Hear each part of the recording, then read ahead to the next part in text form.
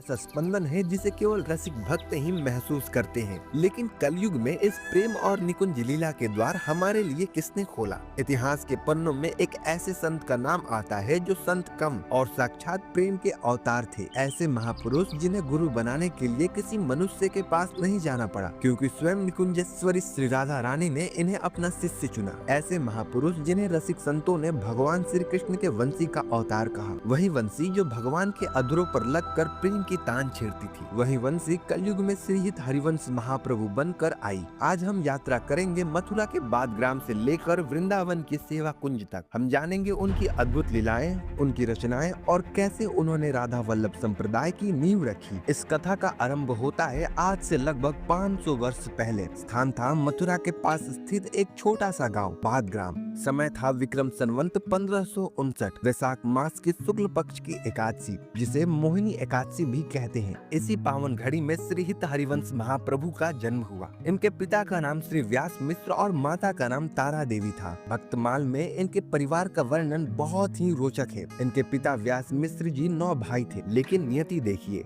सबसे बड़े भाई श्री नरसिम्हाश्रम जी संन्यास ले चुके थे। अन्य भाई भी गृहस्थ सुख में नहीं थे, केवल व्यास मिश्र जी ही गृहस्थ थे। इसीलिए जब हरिवंश जी का जन्म हुआ तो वे केवल पुत्र नहीं बल्कि अपने पूरे वंश के कुल दीपक बनकर आए। माता पिता उन्हें प्राणों से भी अधिक स्नेह करते थे, लेकिन यह बालक साधारण नहीं था। जन्म लेते ही जहाँ बच्चे रोते हैं, वहीं इनके जिह्वा पर एक स्पष्ट नाम था और वह ध्वनि थी राधा। वे जन्मजात राधा नाम के प्रेमी थे। बचपन की घटनाओं में ही भविष्य की झलकी मिल जाती है। उस समय इनकी अवस्था 5 वर्ष थी। वे सखाओं के साथ खेल रहे थे और अचानक एक पुराने सूखे और गहरे कुएं में कूद गए। माता तारा देवी और पिता व्यास मिश्र बदहोश होकर दौड़े।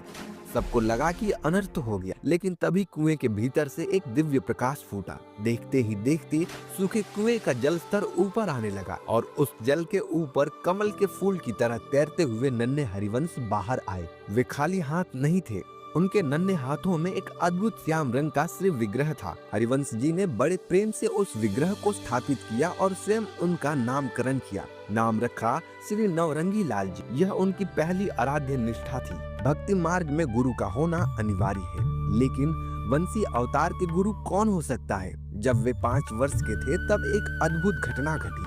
उन्हें साक्षात रासेश्वरी नित्य निकुंजेश्वरी श्री राधिका जी ने दर्शन दिए। श्री जी ने स्वयं उन्हें हित यानी प्रेम का मंत्र दिया और अपनी सहचरी के रूप में स्वीकार किया। उन्होंने ही हरिवंश जी को सेवा पद्धति सिखाई। 8 वर्ष की आयु में उनका उपनयन हुआ और 16 वर्ष की आयु में विवाह। लेकिन जब माता पिता गोलोकवासी हो गए तो 32 वर्ष की आयु में हरिवंश जी ने सब कुछ त्याग दिया और वृंदावन की राह पकड़ ली। वृंदावन जाते समय चिरवाल गांव पहुँचे। आत्मदेव नामक एक ब्राह्मण के पास ठाकुर जी का प्राचीन विग्रह था। आत्मदेव जी को स्वप्न आया। स्वप्न में भगवान ने आदेश दिया, हे ब्राह्मण, तुम मेरी सेवा बहुत कर चुके, अब मेरा समय वृंदावन जाने का है।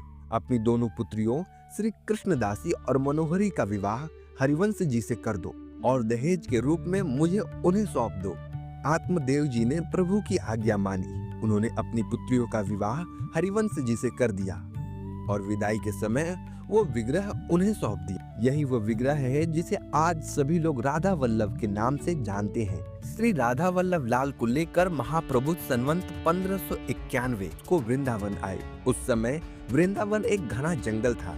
उन्होंने सबसे पहले मदनटेर नामक ऊंचे टीले पर निवास किया। यहाँ आकर उन्होंने श्री राधा वल्लभ संप्रदाय की विधिवत स्थापना की, जहाँ भक्ति का आधार विधि नहीं बल्कि प्रेम है। महाप्रभु ने अपने दिव्य दृष्टि से ब्रज के 4 लुप्त तीर्थों को पुनः खोज निकाला। पहला सेवा कुंज, दूसरा रास मंडल, तीसरा वंशी वट और चौथा मानसरोवर। वे सेवा कुंज में ही रहे। वहीं श्री राधा वल्लभ लाल का प्रथम उत्सव मनाया गया। श्रीहित हरिवंश महाप्रभु ने भक्ति जगत को अनमोल ग्रंथ दिए। उनकी वाणी में अद्भुत मिठास थी। उनकी प्रमुख रचनाएं हैं श्रीहित 84, जो ब्रज भाषा के 84 पद हैं, श्री राधा सुधानिधि और यमुनाष्टक। उनके शिष्यों की बात करें तो भक्तमाल में श्री दामोदर दास जी यानी सेवक जी का नाम विशेष आदर से लिया गया है। वही महाप्रभु के हित भाव को सही से समझ पाए और उनके प्रथम प्रधान शिष्य बने।